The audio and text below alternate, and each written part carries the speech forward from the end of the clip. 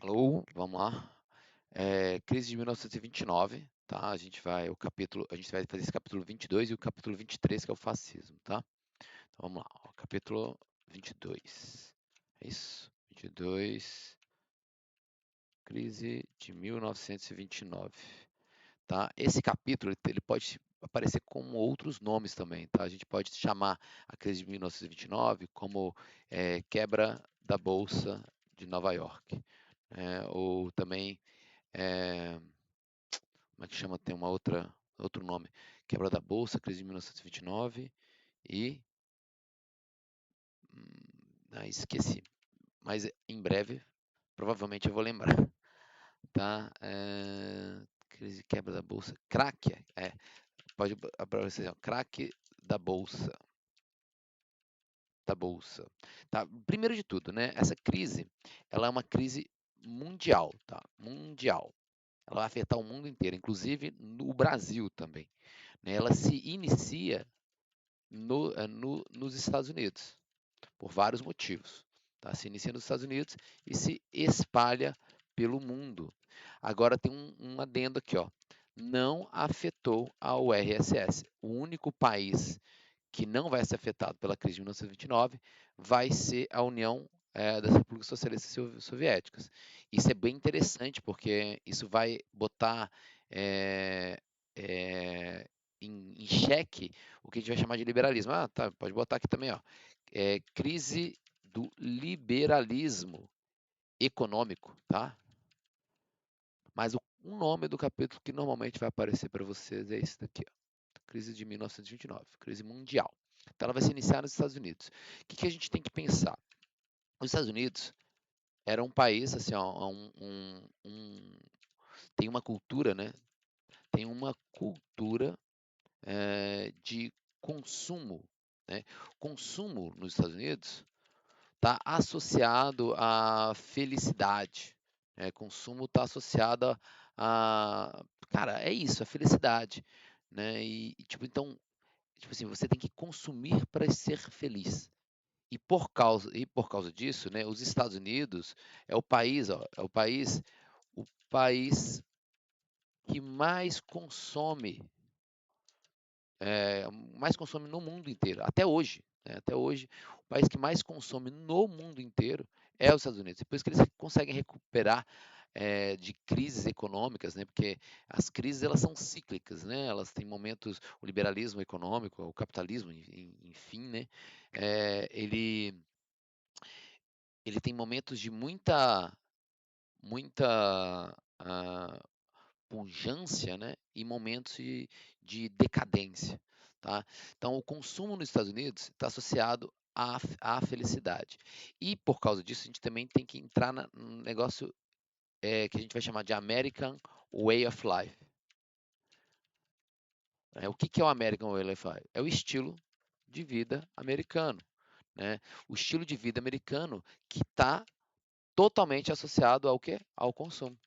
Então é isso que vocês têm que entender. Os Estados Unidos fazia propaganda, né, para incentivar com que a população tivesse esse estilo de vida de grande consumo. E lembrando, né, os Estados Unidos, ó, passou de devedor para credor após a Primeira Guerra Mundial, né? Então, a economia dos Estados Unidos, a partir de 1914, que é o início da Primeira Guerra Mundial, ela vai se acelerar bastante. Então, daquele país que devia, que tinha dívida externa, fazia empréstimos internacionais, principalmente para bancos ingleses, vai passar a ser o país que vai emprestar dinheiro, né? E a Primeira Guerra Mundial aqui, ela vai ter uma, como é que eu posso falar? Ela vai ser um fator importante porque a Europa, ó, a Europa, antes, ó, Europa, durante e depois da guerra, consumiu, vamos botar, durante a guerra, como que eu posso falar assim? Durante e depois da guerra, fez acelerar a indústria e a economia dos Estados Unidos. Lembra que na Europa, durante a Primeira Guerra Mundial, ela vai focar, vai fazer com que todas essas indústrias, né, foquem para o esforço de guerra. E aí, nesse momento, entre 1914 até 1917, que é o ano que os Estados Unidos entram na guerra, é o momento que os Estados Unidos, então, vai acabar suprindo as necessidades do continente europeu, principalmente para os países ali da Tríplice Entente, né? E que vai fazer com que os Estados Unidos, economicamente, vire um grande país, assim. Então, vamos lá. O American Way of Life, tá lá já, a gente está falando exatamente isso. Ó. A posição econômica privilegiada quando a Primeira Guerra mundial terminou, ou seja, de devedor passou a credor. Isso pediu um rápido crescimento na indústria e na agricultura. Então, olha lá, American Way of Life é trabalhar para consumir. Né? Para consumir, você precisa trabalhar. O governo estimulava essa relação entre prosperidade, aí, ó, essa palavra também é boa, associada à felicidade, barra, prosperidade. Né? Então, é coisas que a gente tem que tá associando aí quando a gente pensar na crise de 1929. O clima de prosperidade era enorme, avanços tecnológicos na indústria, bens produzidos em maior número ficavam mais baratos, consequentemente, pessoas compravam. Essa explosão de consumo foi facilitada pelo crédito. E também tem essa questão também, ó. Os Estados Unidos emitia créditos, né, para os cidadãos. Né? Obviamente, você pega crédito através do que a gente chama de crédito barra empréstimos, né? A palavra que se usa muito nos Estados Unidos é aquela hipoteca. Porque toda vez que você pega um empréstimo num banco, pega uma coisa, você tem que dar uma garantia.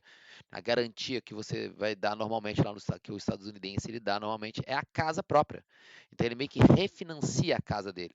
Então se a casa ele tem lá a casa vale $1 milhão, ele vai pegar 1 milhão de crédito ou de empréstimo no banco e refinanciar a casa. Então, e a casa é uma grande garantia, porque normalmente ninguém para de pagar a prestação da casa, né? Senão você perde a casa. Os tempos eram bons, as pessoas não estavam preocupadas em manter os pagamentos e os bancos estavam sempre prontos, preocupadas em manter o pagamento e os bancos sempre estavam prontos para emprestar. Então é isso, esse crédito empréstimo. E tem mais um valor, tem um outro fator também. As pessoas, né, foi um período de euforia na bolsa de valores. Né? A bolsa de valores é um investimento. Só que normalmente a bolsa de valores está associada ao investimento de alto risco. Né? Você pode hoje investir e ganhar, assim, ó, enriquecer na bolsa de valores é difícil, mas você ganha dinheiro, né, se você entender da bolsa de valores. Mas ao mesmo tempo você pode perder tudo, né? Lembra lá da Americanas no início do ano, ações da Americanas, quer ver, ó? Vou botar aqui, ó, Americanas, ações histórico. Imagens. Ó, simplesmente, ó, 3/2 de 2020, valia R$ 122 a ação. Simplesmente foi para 12, 7, né? 7, caiu tudo. Então, se você tinha lá tudo investido nessa ação e você não vendeu antes, né? Isso acontece, todo mundo vai querer vender no momento de crise, acontece de ter crise nesse sentido. Sacaram? Então vamos lá. Além da alta demanda interna, as indústrias trabalhavam pleno vapor. Então as indústrias estadunidenses, ó, as indústrias produziam para o mercado interno, ou seja, para dentro dos Estados Unidos, que é para os cidadãos, e também para o mercado externo, principalmente aqui a Europa. Lembrando, por que a Europa? A Europa estava em reconstrução nos anos 20. Então, após a guerra, eles precisavam reconstruir toda a Europa. E quem vai emprestar dinheiro, quem vai substituir as indústrias europeias até elas começarem a ter autonomia? Os Estados Unidos. Tá? O país funcionou também como um grande financiador da restauração da Europa. Então, olha lá, a Alemanha estava sobrecarregada graças a pesadas reparações. Beleza. Isso fez com que os Estados Unidos também se tornassem credores, já falamos sobre isso. A política, na política, o período teve hegemonia dos presidentes republicanos do laissez-faire, que significava que o governo deveria interferir o mínimo possível. Então, os Estados Unidos igual liberalismo econômico, que significa também Estado mínimo, ou seja, o Estado não interfere na economia. Isso vai gerar um problema, isso vai, na verdade, agravar a crise de 1929. Tá? A gente vai ver por quê. Então, os caminhos da crise. Os agricultores estadounidenses enfrentavam problemas descrescentes durante os anos 20, graças às novas tecnologias, financiadas pelos empréstimos bancários, tá vendo? Então, os produtores pegavam empréstimo. A produção agrícola aumentou muito. Isso resultou em preços mais baixos, como já mencionado. O problema é que a Europa, o setor agrícola, foi um dos primeiros a se recuperar. Então, você pensa o seguinte: se aquele estadunidense, aquele agricultor que produzia para poder exportar para a Inglaterra, para a França, para a Alemanha, eles fizeram empréstimos para melhorar os equipamentos, as tecnologias, e porque eles tinham um mercado consumidor chamado Europa. De repente, a Europa não estava mais consumindo esses produtos. Então, ó, aumento da produção, né? E eu vou botar assim, aumento desenfreado da produção. Isso aqui é um dos principais motivos, né, para a crise. Ó, vai gerar crise. Por quê? Porque o aumento desenfreado da produção, e principalmente numa uma crise, porque a Europa se recuperou, a Europa vai gerar crise quando a Europa for aos poucos se recuperando, né? Então, pensa assim, ó, se você produz e você vende lá para a Europa, então você tem que produzir muita coisa para você vender para dentro dos Estados Unidos e para dentro da Europa. De repente a Europa não é mais seu cliente, eles não precisam mais comprar, porque o setor lá que você vende, por exemplo, a agrícola, eles recuperaram. Então vai sobrar produto que você vai continuar produzindo, você não vai diminuir a produção, você vai continuar produzindo muito. E aí se sobra produto, ó, quanto por que está assim, cara? Vamos lá. Isso, agora voltou. Muito produto para pouco consumo igual desvalorização dos produtos, né? Agora, pouco produto para, para muitos consumidores, isso aumenta, né? Isso é, é, valoriza os produtos, seja qual produto for. Aquele negócio, você tem lá um chocolate na prateleira da, na prateleira do supermercado e tiver muitos clientes querendo comprar, o valor desse chocolate você pode aumentar ele consideravelmente porque você vai vender. Tem muita demanda por ele. É demanda e consumo. É relação de demanda e consumo. Como resultado, os rendimentos dos agricultores na região foram drasticamente reduzidos e eles se endividaram. Então você vai ter também aqui, e endividamento, um aumento, o aumento desenfreado da produção, o endividamento, o que mais? Lembrando que isso foi nutrido. Tá. Alguns bancos especializados em crédito começaram a declarar falência. Falências. Falências, né? Não só de bancos, mas também dos próprios produtores, né? E falência gera desemprego. E aí, meu amigo, é um dominó, né? Vai até o consumidor, assim. O consumidor não vai, se você está desempregado, você consome menos. Se você consome menos, vai sobrar mais produto na prateleira. Se sobra mais produto na prateleira, desvaloriza o valor do produto. E se desvaloriza o valor do produto, não compensa para o produtor desse produto produzir ele. Então ele vai poder diminuir a produção, e isso vai diminuir, ele vai precisar demitir funcionários e etc. E aí, bola de neve. Ó, lembrando que o crédito sempre foi importante para sustentar o crescimento do consumo, né? Então, o American Way of Life ele também se dava através de muito crédito, né, que os estadunidenses pegavam. Indústria de carvão e construção naval foram experimentando uma situação semelhante à agricultura. A queda na demanda externa por seus produtos provocou a queda dos salários para os trabalhadores e, posteriormente, desemprego. A pouco, a recuperação econômica, a recuperação europeia acabaria por atingir toda a produção industrial. Assim, não houve, por parte da indústria americana, cuidado em garantir uma capacidade ociosa.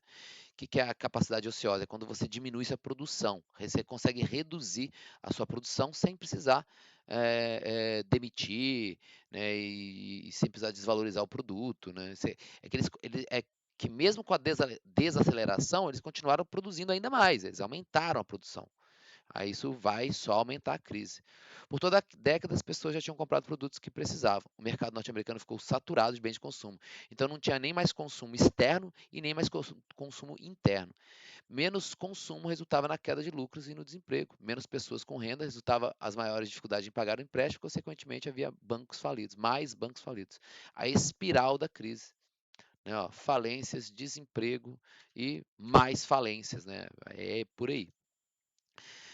O colapso maciço dos preços das ações do Wall Street em outubro de 1929, numa quinta-feira, tem muito é visto muitas vezes como uma das principais causas da depressão.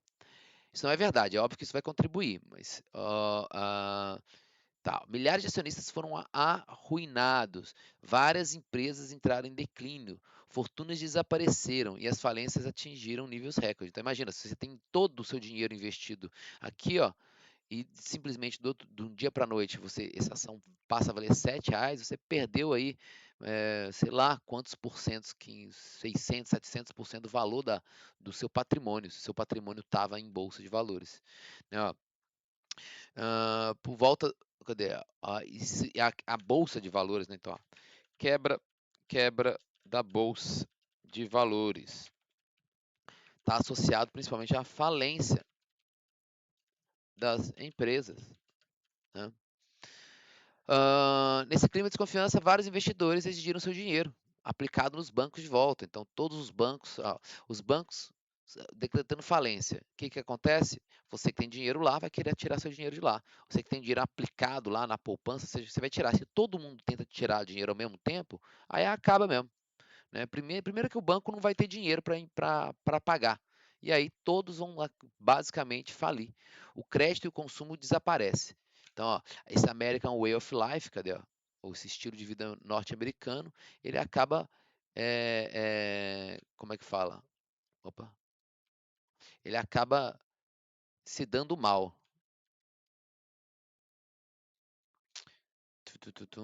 Cadê? Se dando mal porque simplesmente acaba o crédito, acaba tudo, o consumo, o emprego e tal. Ó, uma família de Nova York se mudou para uma caverna do Central Park. Em Santo Luís, mais de 1.000 pessoas viviam em barracos feitos de sucata, favelas, né, comunidades. Entre 1 e 2 milhões de pessoas viajaram para o país desesperadamente em busca de trabalho. Né, pessoas que vão, sei lá, ó, vender seus carros, seus Fords T's, né, por, sei lá, US$ 100. Né, ó, venda Ford T 1929. Imagens. Pera, crise. Cadê? Tem uma imagem. Quer ver, ó? Crise 1929. Imagens. Ó, isso aqui são filas de emprego, né? Filas também de distribuição de sopa. Né? E olha que ironia. Eles na fila e com a propaganda aí estimulando exatamente esse consumo. Ó. There's no way like the American way. Né? Então, tipo, simplesmente. E as pessoas assim, ó. Você pode dar ao meu pai um trabalho, né? As pessoas, ó, vendendo crianças, né? E coisas do tipo, assim, porque para ter o que agora, $100 você consegue comprar esse carro. eh, eu perdi todo o meu dinheiro na stock market, que é na bolsa de valores. né? Então, isso aqui simplesmente vai acabar expandindo para o mundo, né? Então, ó, a quebra da Bolsa de Valores vai acabar, ó, a crise iniciada nos Estados Unidos se expandiu para o mundo. Por quê? Porque o mundo, basicamente, muitos países tinham muitas relações econômicas com os Estados Unidos. O Brasil, por exemplo, vai ser atingido principalmente na questão do café. Então, ó, e o que, que acontece, né? O Estado, né, o presidente do período, né, ele não fez nada para resolver a crise, né? Ele achava que, como o Estado era mínimo, tudo se resolveria sozinho. Então era só deixar a mão invisível do Adam Smith lá, né, a Invisible Hand, trabalhar, que isso os preços se ajustariam, o consumo, a produção e tal. Só que isso eh, não tinha perspectiva de melhora, né? Não houve essa mão invisível tirou férias, né? E isso faz com que se tenha um apoio a um novo presidente que ia concorrer às eleições, que estava já com um plano de interferência do próprio Estado nessa crise. Então, olha lá, a vitória de Roosevelt, né, vai estabelecer uma nova relação do Estado com a crise. E como assim uma relação do Estado com a crise? O Estado vai tomar medidas, né, econômicas, geração de emprego, né, medidas econômicas para tentar desacelerar e barra conter a crise, né, para tentar diminuir a crise. Pensa num Estado totalmente pautado pela questão do liberalismo econômico, tá? Então isso é algo que, que que vai ser bem contraditório assim nesse sentido, né? Então o Franklin Roosevelt ele já estava na ideia que esse estado que a gente chama de keynesianismo, né? Ó, keynesianismo, né? Econômico, onde então o Estado ele pode interferir em alguns determinados aspectos para poder controlar e contornar a crise, tá? Aqui, ó. Favorável às ideias intervencionistas do economista britânico John M. Keynes. Esse defendia que o Estado deveria interferir nas crises cíclicas do capitalismo, criando empregos e controlando a produção. Essa seria a orientação, né? Então, o Roosevelt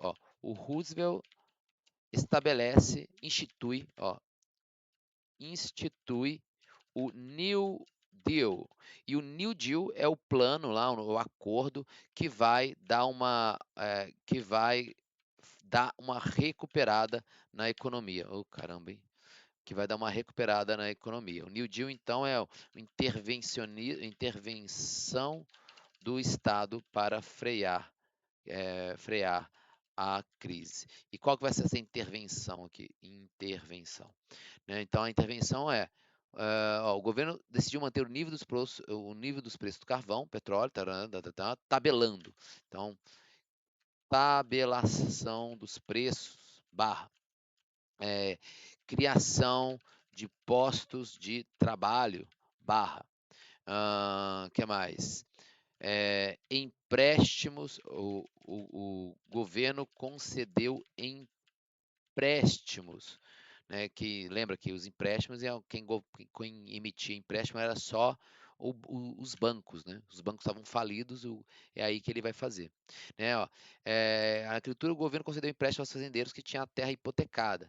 Indústria energética passou a ser mais controlada, né? Controle da produção.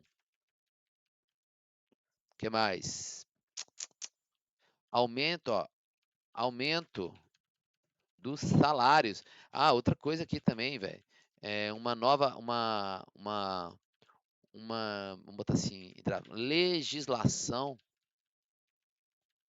de proteção social. social para o trabalhador, né? Ó, vale notar que tais ações provocaram criando uma série de comissões, Secretaria de Departamento Nacional Executivo, tá. E o que está falando aqui nesse parágrafo? Está falando que o Roosevelt ele vai ser acusado, inclusive, por essas interferências do Estado dentro da questão do setor econômico, ele vai ser acusado de comunista, só para vocês terem uma ideia. Né? Ó, o caráter intervencionista da política New Deal é o regular a produção e fixar, em muitos casos, os preços e salários, em contraposição ao liberalismo econômico. A crise seria contida, mas a plena recuperação econômica dos Estados Unidos só viria após a Segunda Guerra Mundial, durante a Segunda Guerra Mundial. Então, ó, o o New Deal conteve a crise, que só vai ser superada após a Segunda Guerra, Segunda Guerra Mundial. Né? Vamos botar assim, durante e após a Segunda, opa, Segunda Guerra Mundial. Engraçado. Isso aí, ó, esse keynesianismo econômico, né, que a gente fala do Estado interferindo, é um Estado que vai ser liberal economicamente, mas é um liberalismo ainda que a gente vai falar com visão social, né? Que a gente está falando então de um estado de estar social, também chamado de welfare state. O estado de bem-estar social, o welfare state. Ó. A miséria e o desemprego tornavam a sociedade estadunidense um alvo vulnerável do discurso comunista. Então lembra que o comunismo está sempre ameaçando esse capitalismo, e principalmente num período de crise profunda do capitalismo, de 1929, em que a União Soviética não tinha saído ilesa, né, porque estava fechada dentro de si. O futuro estaria na mão da revolução proletária. O New Deal de Roosevelt não foi insensível a essa matéria. Afastou as ideologias das massas trabalhadoras e, para isso, era necessário cuidar delas.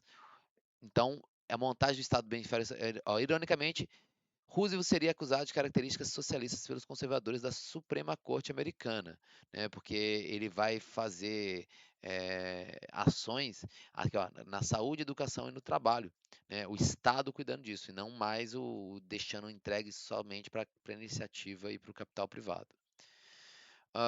Programa de segurança social, que foi o que eu coloquei aqui para vocês, ó, uma legislação de proteção social para o trabalhador.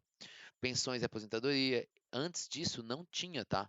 Os Estados Unidos não tinha programa de proteção ao trabalho, né? E isso vai ser algo que vai ser estabelecido a partir do New Deal, beleza? É isso, essa aula aí de crise de 1929. Eu vou fechar essa gravação e a gente abre uma nova aí para poder gravar a de fascismo, Itália e Portugal.